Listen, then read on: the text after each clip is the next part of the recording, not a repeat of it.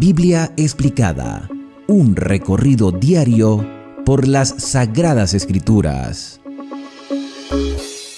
Les invito a que podamos abrir nuestras Biblias en este momento en el capítulo número 30 de el profeta Jeremías.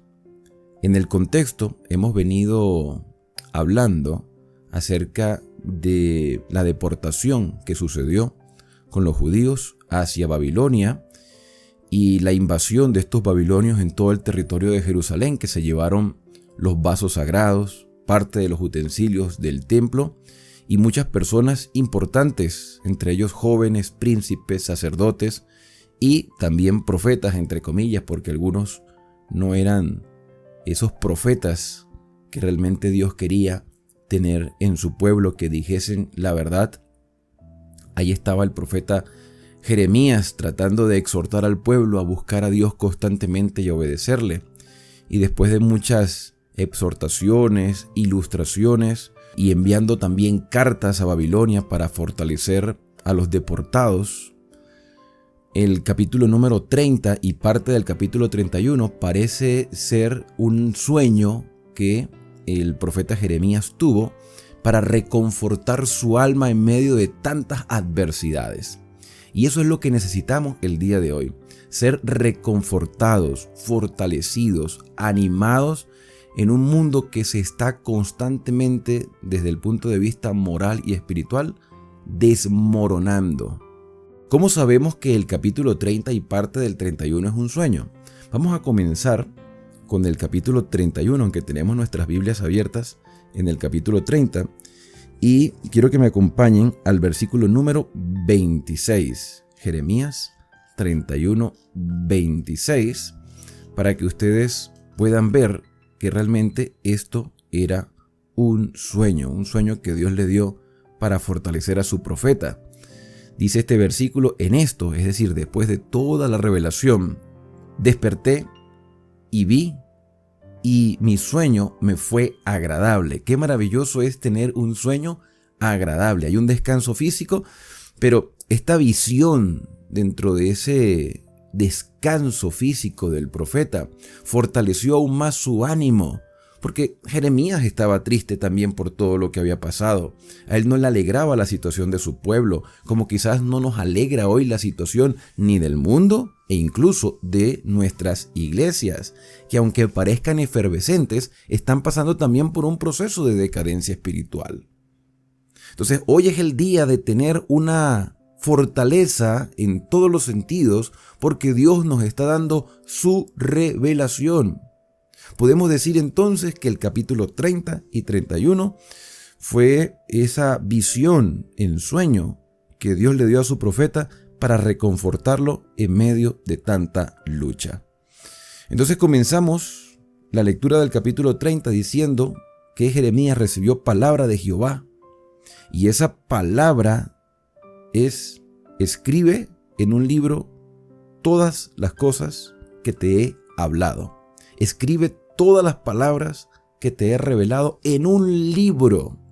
Palabra del Señor, escríbela para que quede allí como un testimonio para todo aquel que escuche este mensaje y lo pueda leer y lo pueda transmitir de generación en generación. Allí en su sueño, Jeremías recibe esta orden: porque he aquí que vienen días, y aquí nos está proyectando hacia el futuro, vienen días, dice Jehová, en que haré volver a los cautivos de mi pueblo Israel y de Judá. Y nota este detalle, porque ya Jeremías sabía que en 70 años se iban a cumplir estas promesas de retornar a la tierra de Jerusalén.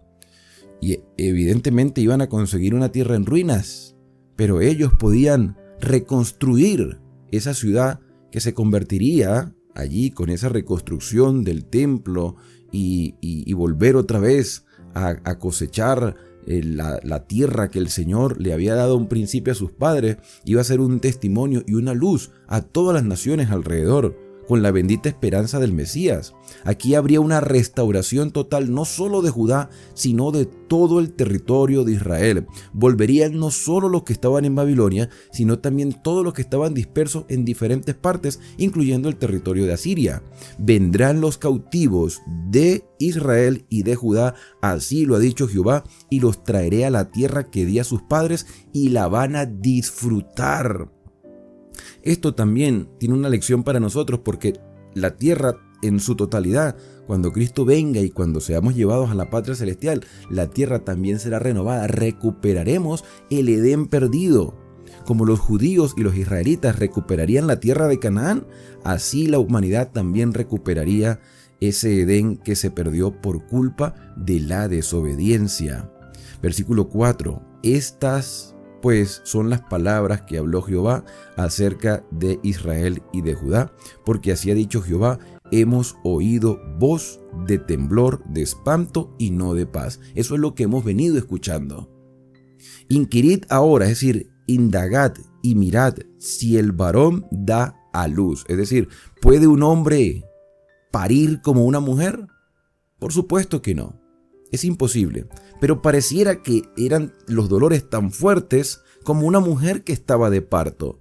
Había una desesperación, una preocupación, porque habían sido llevados a Babilonia y habían sido esparcidos por el mundo, y ya no sabían a quién creerle, porque un profeta decía una cosa y otro profeta decía otro. Entonces el Señor le dice: inquirid ahora y mirad si el varón da luz, porque he visto que todo hombre tenía las manos sobre los lomos, así como una mujer que está pariendo, como mujer que está de parto, y se han vuelto pálidos todos los rostros. ¡Ah, cuán grande es aquel día! Aquel día de la restauración, del regreso, de la renovación. Y esto también, hermanos, nos interesa a nosotros, porque así de grande también será la venida de nuestro Señor. Nuestra más grande esperanza es ver el retorno de Cristo, como la esperanza de Israel y del pueblo judío era retornar a la tierra de Canaán. Cuán grande es aquel día, tanto que no hay otro semejante a él, pero también se llama tiempo de angustia para Jacob. Importante esta expresión, tiempo de angustia para Jacob. No es la única vez en los libros proféticos, no es la única vez en que aparece esta expresión, tiempo de angustia para Jacob.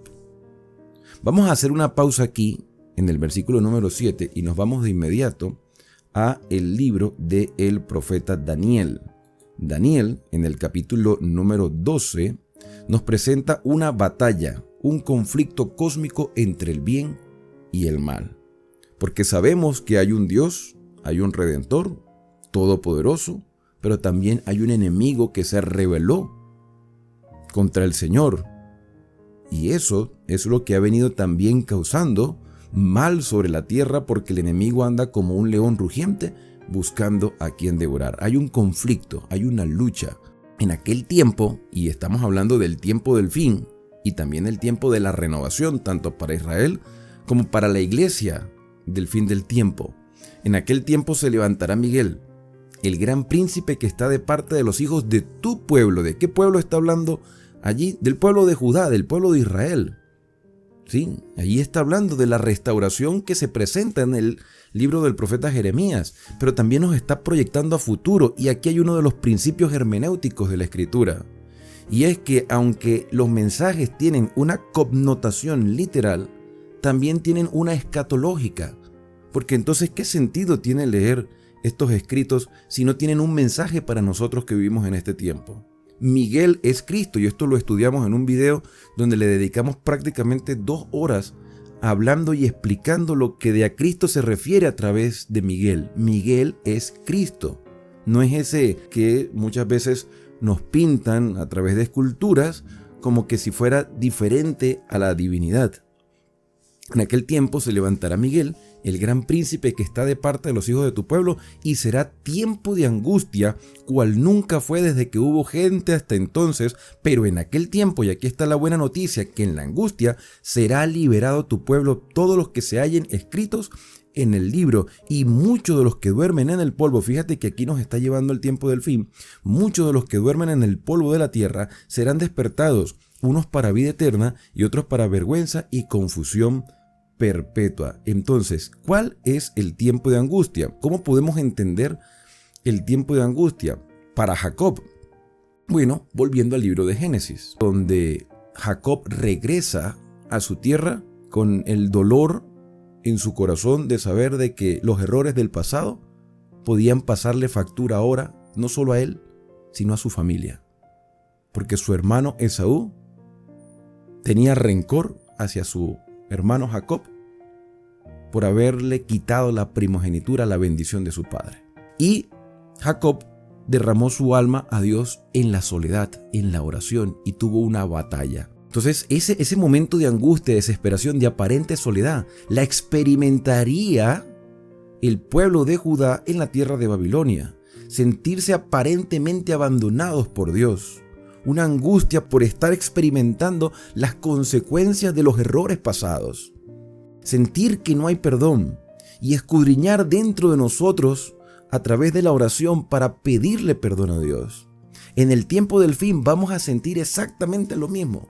Vamos a sentir que estamos solos. Vamos a sentir que aparentemente Dios nos ha abandonado. Vamos a sentir que nuestros pecados nos han alejado de Dios. Pero en medio de una profunda reflexión, en medio de una búsqueda constante del Señor, entenderemos que Dios nunca ha dejado a su pueblo. Dios nunca ha abandonado a sus fieles. Dios nos ha proporcionado perdón, nos ha dado salvación. Tendremos seguridad de lo que Dios ha hecho por nosotros y que podemos ganar la salvación solo por los méritos de nuestro Salvador, Cristo Jesús. En ese momento de angustia para el pueblo de Dios, en el tiempo del fin, podremos entender de que Dios siempre ha estado a nuestro lado. Y eso evidentemente fortalece nuestra fe y nos llena de esperanza. ¿Cuán grande será aquel día? No hay otro semejante a Él. Experimentaremos tiempo de angustia, pero de esa angustia, dice el versículo 7, seremos librados. Jacob fue librado, Jacob fue fortalecido, Israel y Judá serían fortalecidos y nosotros en el tiempo del fin tendremos seguridad de que Dios está a nuestro lado.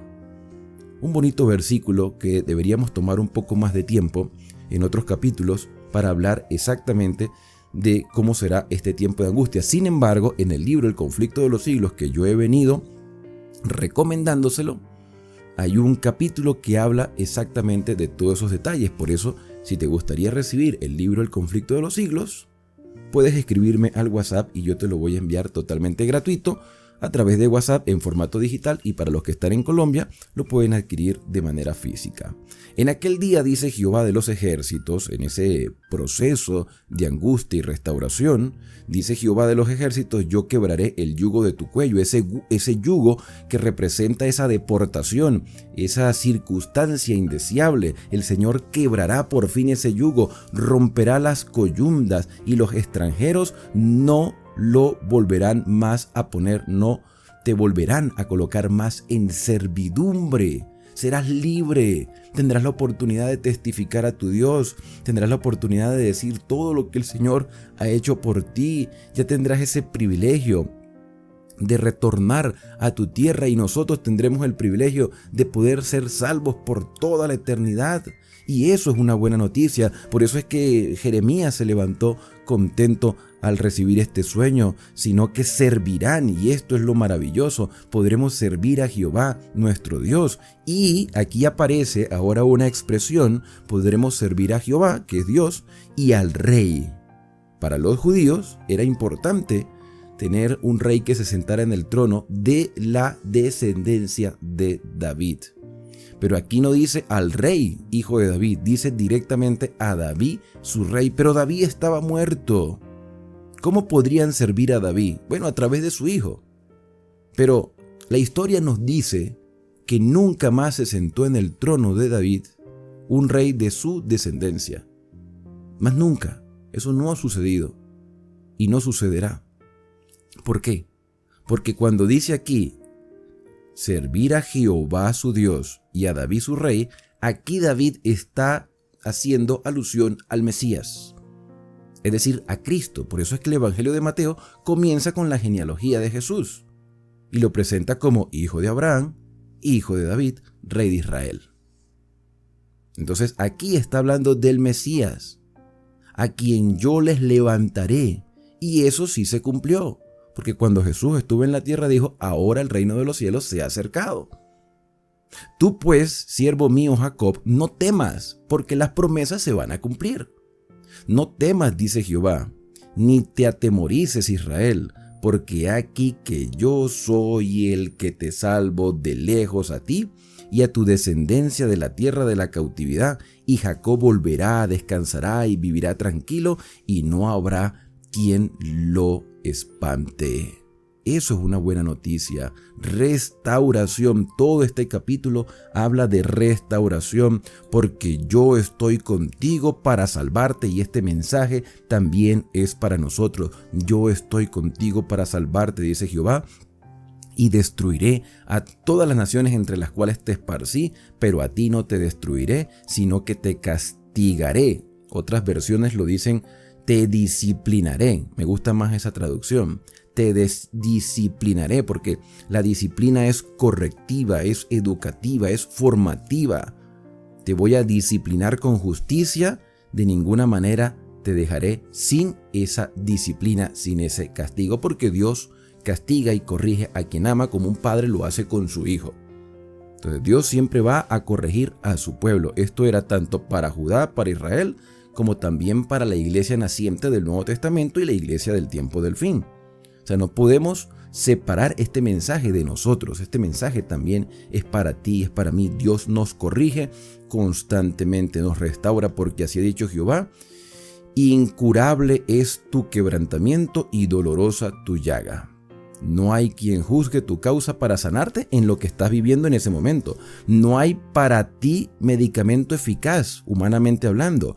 Todos tus enamorados, es decir, con todos aquellos con que te aliaste, esa experiencia que viviste que te llevó al cautiverio, no te proveyó ningún tipo de bienestar. Todos tus enamorados se olvidaron, no te buscan, porque como hiere un enemigo, te herí o te corregí.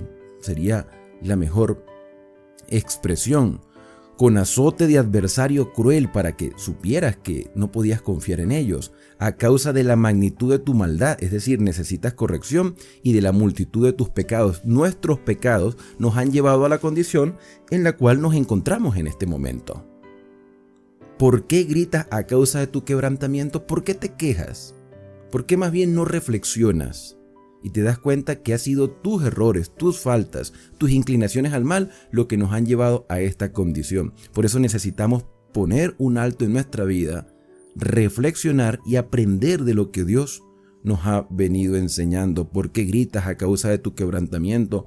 Incurable es tu dolor, porque por la grandeza de tu iniquidad y por tus muchos pecados te he hecho pasar por esto. Pero serán consumidos todos los que te consumen, y todos tus adversarios, todos irán en cautiverio. Ellos también van a recibir el pago por su desvío. Hollados serán los que te hollaron, y a todos los que hicieron presa de ti, los haré a ellos presa. Mas yo haré venir sanidad para ti. Otra buena noticia: sanidad en su totalidad. Yo haré venir sanidad para ti.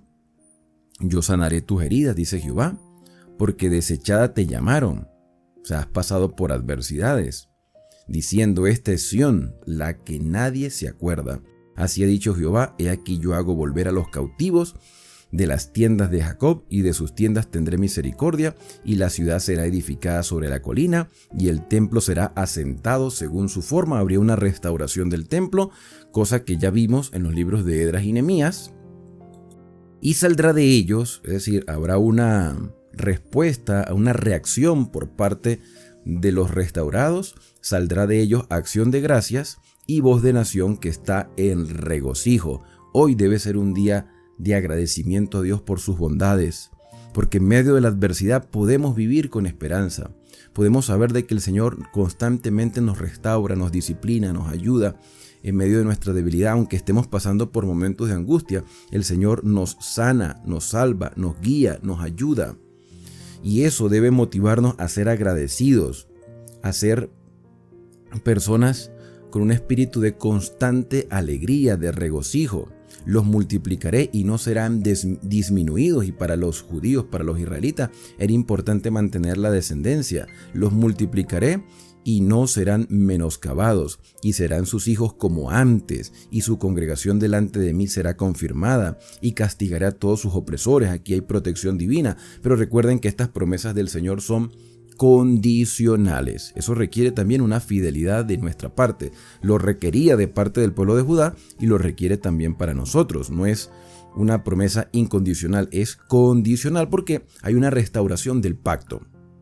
Y el pacto es una relación de compromiso de fidelidad.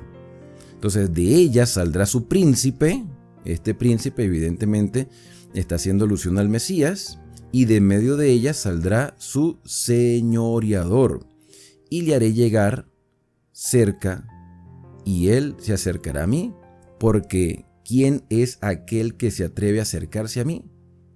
Mira, nosotros podemos acercarnos hoy al Padre solo a través de los méritos de Cristo. Este versículo 21 también hace alusión al Mesías. Solo a través de los méritos de Jesucristo, nuestro Redentor, nuestro Mesías, Dios hecho hombre, a través de él podemos tener acceso a la presencia del Padre. Decía el escritor de la carta a los Hebreos, acerquémonos confiadamente al trono de la gracia. Pero eso solamente lo podemos hacer porque tenemos un sumo sacerdote.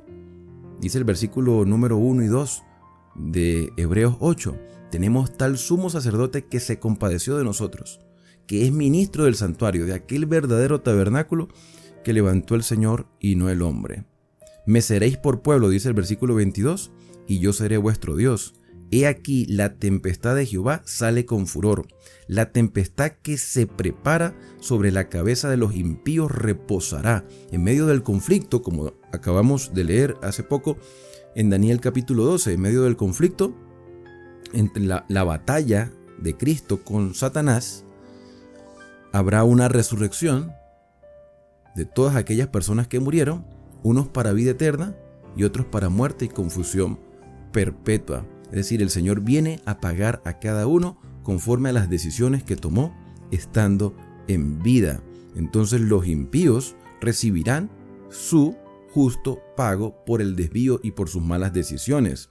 Sobre la cabeza de los impíos reposará esa tempestad, ese furor del Señor, ese fuego de ira o de indignación a causa del pecado. Termina entonces este capítulo, mas no termina la temática, porque la temática continúa en el capítulo 31, termina con el versículo número 24 diciendo, no se calmará el ardor de la ira de Jehová hasta que haya hecho y cumplido los pensamientos de su corazón. Es decir, hasta que le ponga fin al pecado y a la maldad, hasta que cree en nosotros una renovación de la mente, de los pensamientos y de las acciones. Porque aquí las personas debían volver de Babilonia con una mentalidad diferente, de no cometer los errores de sus padres, de eliminar por completo ese falso concepto que tenían de Dios, de esa autosuficiencia que ellos tenían, de hacer las cosas a su manera. Y hoy nosotros necesitamos experimentar esa misma conversión antes de que el Señor venga en las nubes de los cielos. Porque cuando Cristo salga del santuario, el que está sucio seguirá ensuciándose, pero el limpio seguirá viviendo en santidad. Entonces no se calmará el ardor de la ira de Dios hasta que se consuma todo el pecado, hasta que haya hecho y cumplido los pensamientos de su corazón. ¿Y cuáles son los pensamientos del corazón? Ya lo leímos en un capítulo anterior. Pensamientos de bien para nosotros. Lo mejor que Dios quiere para nosotros está reflejado en su palabra. Salvación, conversión, restauración, mejoramiento, prosperidad, shalom, paz en la plenitud. Bienestar pleno, no solamente desde el punto de vista material es la renovación, es una renovación espiritual completa hasta que se cumplan los pensamientos de su corazón. En el fin de los días, al final de la historia y al final de este periodo de 70 años, ustedes entenderán por qué yo hice estas cosas, los 70 años de Jerusalén en el exilio. Pero al final de los días, al final de la historia de este mundo, entenderemos lo que hoy quizás no entendemos. Señor, ¿por qué esto? Señor, ¿por qué lo otro? Señor, ¿por qué te demoras tanto? Señor, ¿por qué estoy pasando por esta prueba? Al final de los días entenderás todo. Por eso hoy necesitamos ejercer fe. Hoy necesitamos tener plena seguridad de que Dios está a nuestro lado. Aunque estés angustiado, aunque estés pasando por adversidades, Dios no te ha abandonado, porque Él tiene pensamientos de bien para ti, quiere lo mejor para ti, como un padre quiere lo mejor para su hijo y como un esposo quiere lo mejor para su esposa. Bueno, un buen esposo y un buen padre siempre quieren lo mejor para su familia. Y el verdadero Dios quiere lo mejor para su pueblo. ¿Qué quiere Dios para ti? Restauración. ¿Qué quiere Dios para ti? Sanidad en todos los aspectos de tu vida.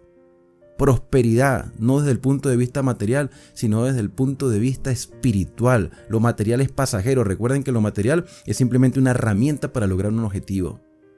Que tú te sientas con seguridad en este día de que Dios está a tu lado, aunque todo parezca adverso. Y esa misma seguridad debían tener a los judíos en Babilonia. Cuando Jeremías se despertó de su sueño que todavía continúa en el capítulo 31, él se sintió con gozo, con alegría, sabiendo de que Dios en esos momentos difíciles estaba al lado de sus hijos. Y eso, hermanos, si lo hacemos una realidad hoy en nuestro corazón, fortalece nuestra fe y nos llena de mucha esperanza. ¿Qué te ha parecido este capítulo? No olvides dejar tus comentarios y tus reflexiones personales sobre cada uno de los temas que vamos exponiendo cada día en este canal. Compártelo también con tus amigos, con tus familiares, con tus conocidos. Y aprende cada día a confiar en el Señor. La invitación es para que nos puedas acompañar en el próximo capítulo para seguir leyendo este maravilloso sueño que llenó de mucho ánimo al profeta Jeremías. Que el Señor guíe tus pasos a lo largo de todo este día.